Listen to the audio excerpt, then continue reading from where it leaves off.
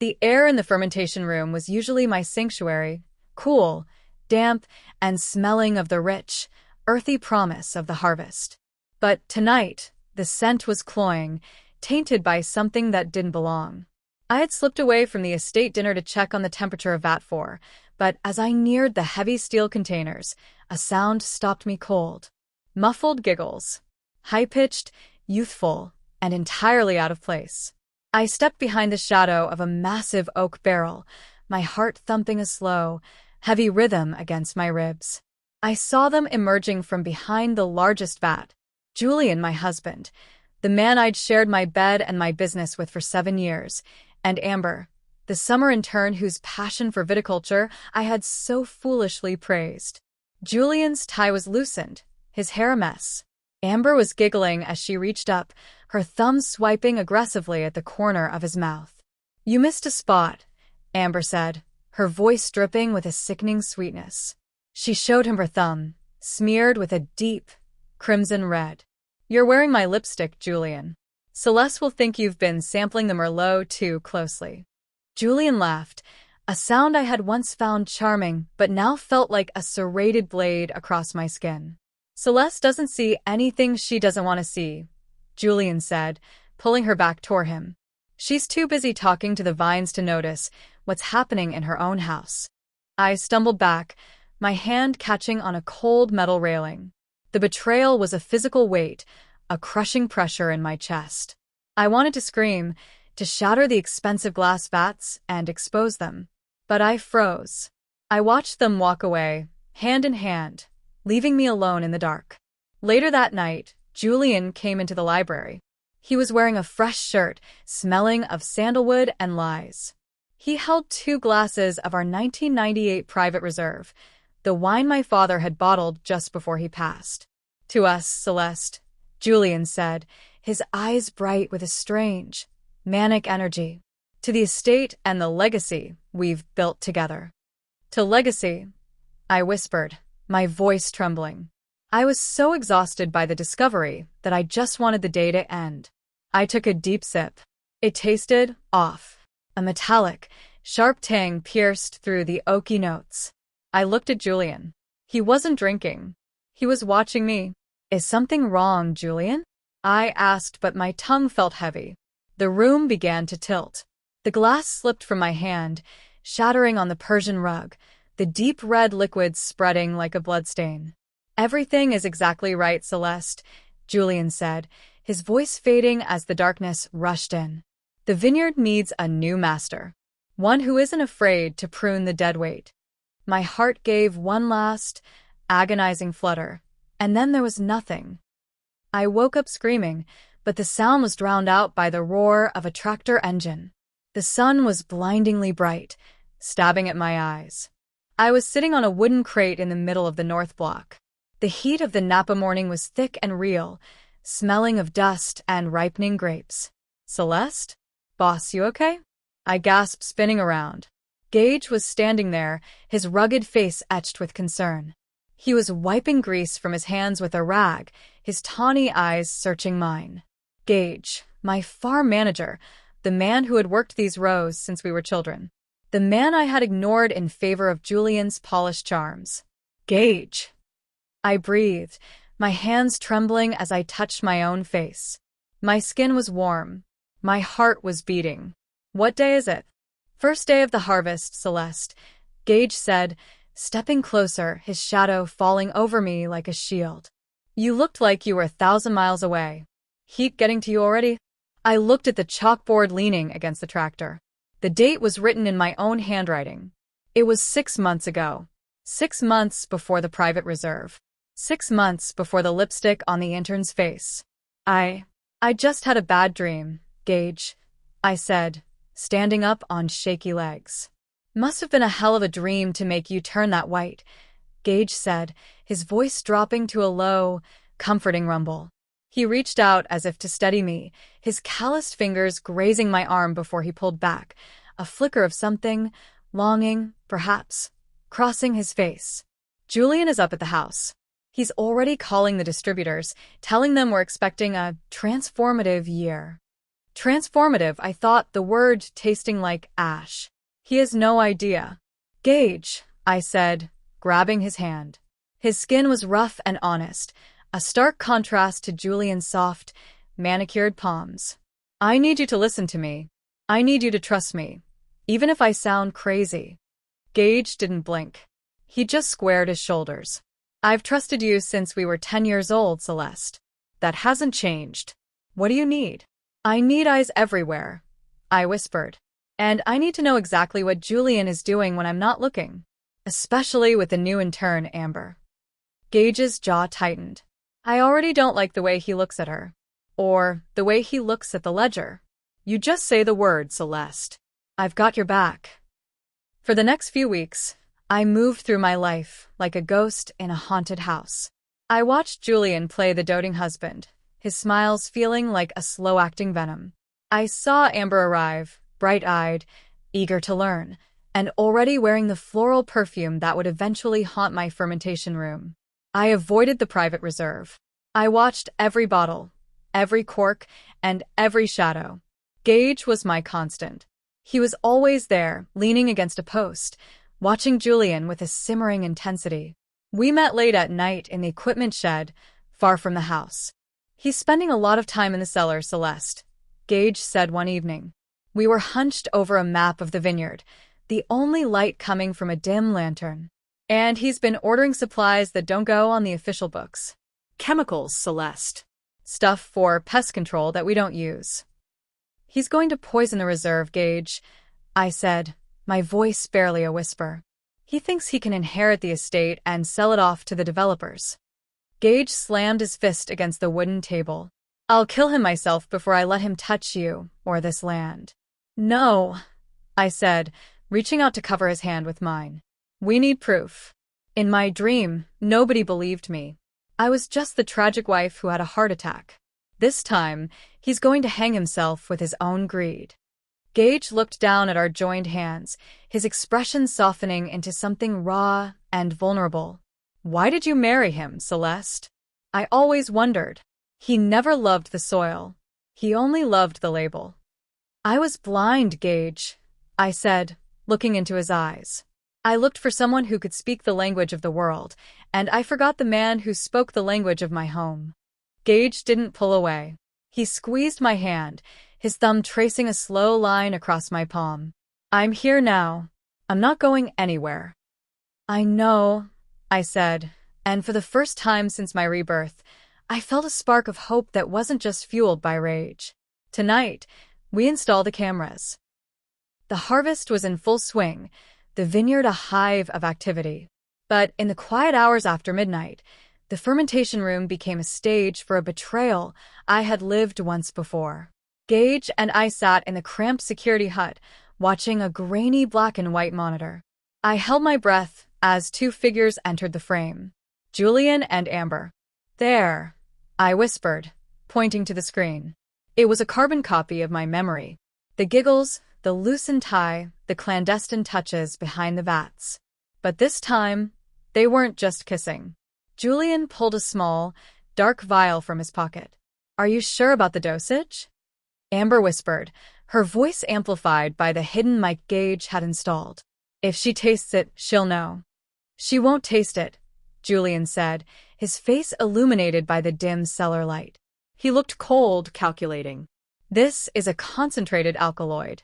It's odorless, tasteless, when mixed with the high tannins of the reserve. By the time the sheriff finishes his dinner next week, Celeste will be a tragic memory and will be the new owners of Valente Vineyards. To us, Amber said, echoing the toast Julian would later give me. I felt a wave of nausea, but Gage's hand was steady on my shoulder. We have them, Celeste. That's enough for a dozen lifetimes. Not yet, I said, my mind whirring. If we go to the police now, he'll claim he was just experimenting with additives. He'll find a way out. I want him to show his hand in front of everyone. What are you thinking? Gage asked. The sheriff is coming for the tasting next Friday, I said. Julian is planning to serve me the poison bottle while everyone else drinks the standard batch. We're going to let him, but we're going to make sure he's the one who does the pouring. Gage nodded, a grim smile touching his lips. I'll handle the bottle swap. I know exactly which crate he's hiding it in. The week leading up to the grand tasting was a masterclass in psychological torture. Every morning, I woke up in the silk sheets of our master suite, feeling the heat of Julian's body next to mine and fighting the urge to scrub my skin raw. In my previous life, my first life, I had rolled over and kissed his shoulder, grateful for the man I thought was my partner. Now I lay perfectly still, staring at the ceiling and counting the seconds until I could logically leave the bed without raising suspicion. On the morning of the event, Julian caught me by the vanity while I was pinning up my hair. He leaned down, his hands sliding over my shoulders, his reflection in the mirror looking every bit the doting, successful husband. "You look beautiful tonight, Celeste," Julian said, his voice a smooth caress. He reached out and tucked a stray dark lock behind my ear, his fingers lingering on my skin. "The stress of a harvest suits you. It's given you a sharp edge. It's very attractive." I forced my reflection to smile, though my stomach was a knot of ice. I thought of the lipstick on the intern's face and the metallic tang of the poison wine. "It's almost over, Julian," I said, my voice steady despite the adrenaline surging through me. "The final result of this season will be worth all the effort we've put in." "I couldn't agree more," he said, his eyes gleaming with a hidden, dark triumph. He kissed the top of my head and walked out, whistling a soft tune. He thought he was watching a lamb walk to the slaughter. He didn't realize he was looking at the butcher. As soon as his footsteps faded, I slipped out to the equipment shed. Gage was waiting for me, his face illuminated by a single, flickering bulb. On the workbench between us sat 2 identical bottles of the 1998 Private Reserve. "He's already been down there," Gage said, his voice a low, urgent rumble. He pointed to the bottle on the left. "Look at the foil near the base of the neck. See that tiny, jagged chip? Almost looks like a manufacturing defect." I leaned in, my heart hammering. He marked it, Gage confirmed. I watched him on the feed.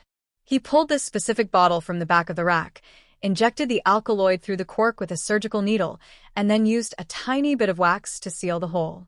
He's meticulous, I'll give him that. "And the swap?" I asked, looking at the second bottle, the one Gage had prepared. "It's seamless," Gage said. He picked up the tainted bottle with gloved hands, his jaw tight. "I've replaced the poisoned wine with a high-tannin blend from Bat4. It'll taste similar enough to a distracted palate, but it's perfectly safe. The poisoned wine is now in this second bottle, which I've hidden in the service crate." He stepped closer to me, the scent of earth and diesel fuel, his natural cologne, comforting me more than Julian's sandalwood ever could. "Celeste, if he notices the foil, if he sees the crate has been moved, he's too arrogant to think I'd ever suspect him," I said, reaching out to touch Gage's arm. His muscles were like braided cable under his flannel shirt. "He thinks I'm the same woman he murdered 6 months ago. He thinks I'm blind." Gage reached up, his hand hesitant before he finally cupped my face. His thumb traced the line of my jaw, his touch rough and honest.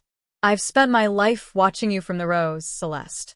I've watched you grow, watched you bloom, and I watched him try to pick you like a common weed. I won't let it happen again." "I know," I whispered, leaning into his palm. "Tonight, the vintage finally turns. I'll be in the shadows of the tasting room," Gage promised, his eyes burning with a quiet, fierce loyalty. "The moment he pours, the cameras go live. We don't just stop him, Celeste. We end him." I nodded, the weight of the plan settling over me. The chemistry of the wine was being rewritten, and with it, the chemistry of my life. I wasn't just a vineyard owner anymore. I was the architect of a very specific, very deserved justice. The tasting room was a masterpiece of deception. Bathed in the warm, flickering glow of beeswax candles, the long mahogany table groaned under the weight of artisanal cheeses, cured meats, and crystal stemware that caught the light like diamonds. To anyone else, it looked like a celebration of the harvest. To me, it looked like a crime scene waiting to happen. Sheriff Miller, a man with a booming laugh and a face lined by decades of Napa sun, sat at the head of the table. He was a man who appreciated the soil as much as the law, and he had been a fixture at our estate since my father's time. I have to say, Julian, the sheriff said, gesturing with an empty glass. This Chardonnay is spectacular. But you've been teasing us about a special vintage all evening. Julian sat across from me, looking every bit the refined vintner. He wore a charcoal sweater that made him look approachable and trustworthy, the perfect disguise for a murderer. Patience, Arthur, Julian said, his smile bright and hollow.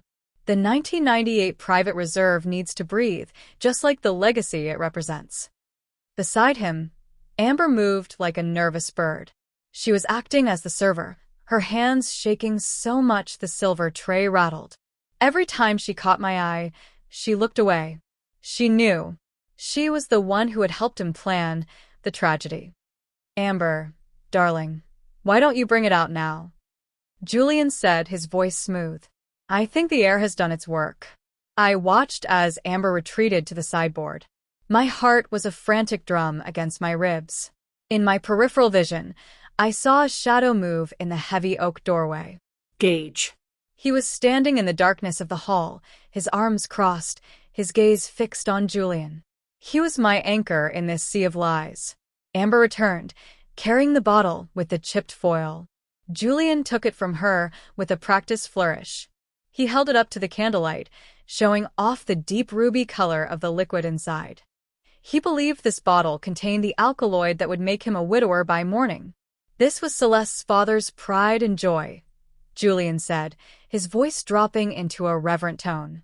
It's only fitting that the lady of the house has the first taste. He stepped toward me, the silver wine key glinting in his hand. He pulled the cork with a soft, celebratory pop. The scent of dark berries and oak filled the air, but all I could smell was the metallic ghost of the poison from my past. To your health, Celeste, Julian said. He tipped the bottle, the dark liquid swirling into my glass. He filled it nearly to the brim, his hand steady as a rock. I looked down at the wine. In my first life, I had picked up the glass and toasted my own executioner. Not tonight. Wait, Julian, I said, my voice cutting through the room's warmth. I've had a bit of a headache all afternoon. The tannins in the reserve might be too much for me right now. Julian's smile didn't falter, but I saw a flicker of irritation in his eyes. Nonsense, Celeste. A single glass of your father's best will cure anything that ails you. I insisted, I said, sliding the glass across the mahogany toward the sheriff. Arthur has been coming to these tastings for 20 years. He should have the honor of the first pour. And you, Julian, you've worked so hard this season. You should share this moment with him. I really shouldn't, darling, Julian said, his grip tightening on the bottle. I've had plenty of samples in the cellar today. I'm sure you have, I said, my gaze locking onto his with a predatory intensity. But it's not every day we open the 98. Sheriff, tell him. Tell him he needs to celebrate with you. She's right, Julian, the sheriff boomed, already reaching for the glass I had slid his way. Don't be a martyr. Pour yourself one, man. Let's toast to the finest vintage in the valley. Julian looked at the bottle, then at the sheriff, then at me. He was trapped. To refuse now would be a glaring red flag to a man whose job was to spot them.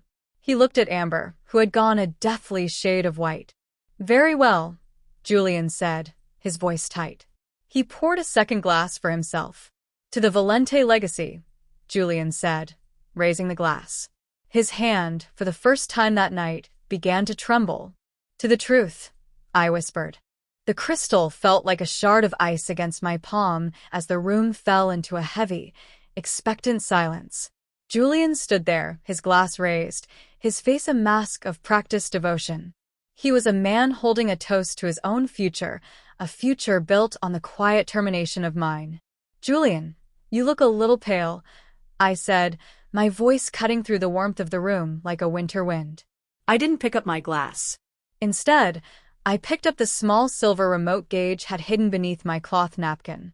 I'm just overwhelmed by the moment, Celeste, Julian said, his eyes flicking toward the glass the sheriff was currently lifting to his lips. Drink, Arthur. Tell us if it's everything I promised. Wait, I commanded.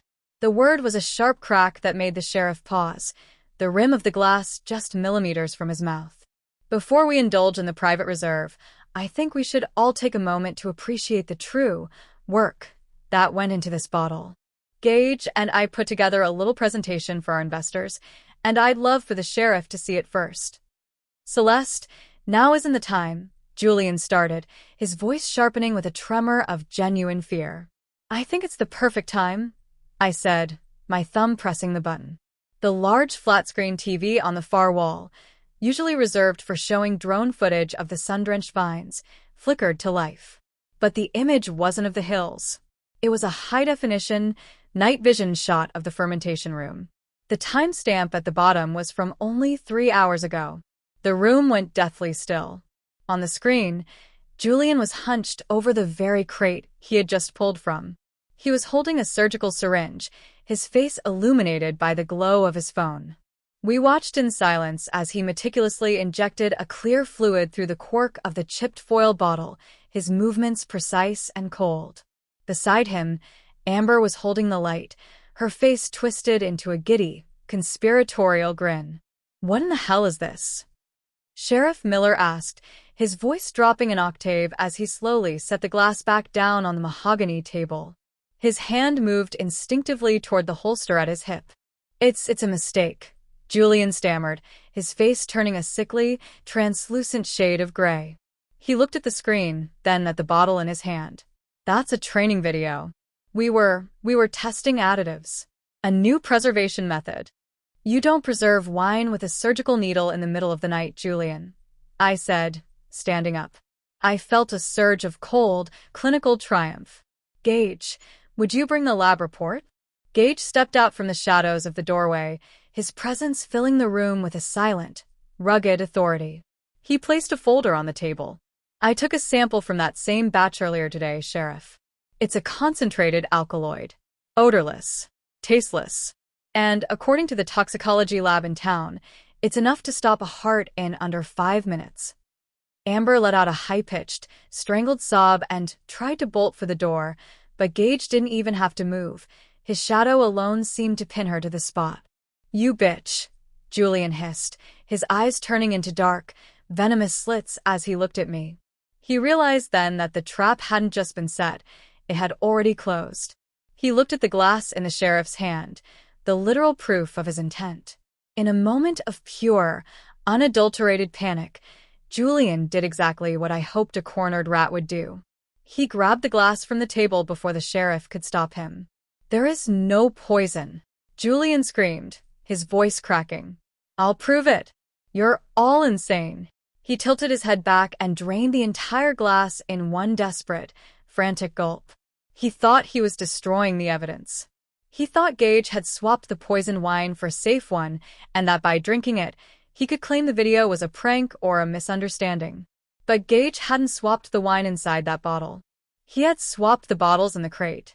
Julian had served the sheriff the bottle he actually poisoned, thinking he was serving a fake. And now he had just swallowed his own death warrant. "Julian, no," I said, though my voice lacked any real alarm. I watched as the glass slipped from his fingers, shattering against the floor into 1,000 sparkling diamonds. He stared at me, his hand flying to his throat. The realization hit him just as the alkaloid did. You switched." "I didn't switch anything, Julian," I said, leaning over the table so I could look him directly in his fading eyes. "I just let you pour your own vintage." He slumped to his knees, the deep red of the spilled wine spreading across the rug like a final, bloody sunset. The silence that followed Julian's collapse was more profound than any I had known in my 2 lives. It was the silence of a debt finally paid. Julian lay on the Persian rug, his limbs twitching as the alkaloid he had so carefully chosen did its work with brutal efficiency. His eyes were wide, fixed on the ceiling, perhaps finally seeing the rot he had brought into our home. "Call an ambulance," Sheriff Miller shouted, already over Julian's body, his fingers pressing into the side of Julian's neck. He looked up at me, his face pale. "Celeste, get back. Gage, help me get him on his side." Gage didn't move to help Julian. He moved to me. He stepped between me and the dying man, his hand firm on my shoulder, a solid wall of protection. "It's too late, Arthur," Gage said, his voice like grindstone. He drank enough to kill a horse. He knew exactly what was in that glass. I watched, detached, as the life faded from Julian's eyes. He had wanted to inherit my father's legacy by destroying the person my father loved most. Instead, he had become the only blight the Valente estate couldn't survive. An hour later, the tasting room was flooded with the harsh, sterile blue light of the paramedics' equipment and the flashing strobes of police cruisers. Julian's body was wheeled out under a white sheet, a final, cold departure from the land he never understood. Amber was being led to a cruiser in handcuffs, her floral perfume now a sickening scent of terror. She was babbling, her voice high and frantic. "He made me do it. He said we'd be rich. I didn't want to hurt anyone. Tell it to the DA, kid," the deputy said, ducking her head into the car. Sheriff Miller walked over to where Gage and I stood on the porch, his hat in his hand. He looked at the rolling hills of the Vineyard, silvered by a harvest moon that seemed to shine brighter than before. "The lab confirmed the vial Gage found in the bin," the sheriff said, his voice heavy. "And the footage you recorded, it's airtight, Celeste. Julian won't be hurting anyone ever again. I'm just sorry it ended this way. Your father, he was a good man. He didn't deserve the shadow over his name." "The shadow is gone, Arthur," I said, leaning my head against the porch railing. "The Vineyard is clean now." "Take care of her, Gage," the sheriff said, nodding to my farm manager before heading down the steps. "I plan to," Gage said. When the last of the sirens had faded into the distance, leaving only the chirping of crickets and the rustle of the vine leaves, Gage turned to me. The tension that had held him for months finally seemed to break. He reached out, his hand hesitant before he tucked a stray lock of hair behind my ear, a gesture so similar to Julian's earlier that morning, yet entirely different in its truth. "Are you okay, Celeste?" Gage asked softly. "I'm alive, Gage," I said, looking up at him. "Really alive for the first time in a long time. I spent so long trying to be the wife Julian wanted that I forgot I was the woman this land belonged to." "You never forgot," Gage said, his tawny eyes searching mine. "You just had to prune the dead weight. Like you said, it was a transformative year."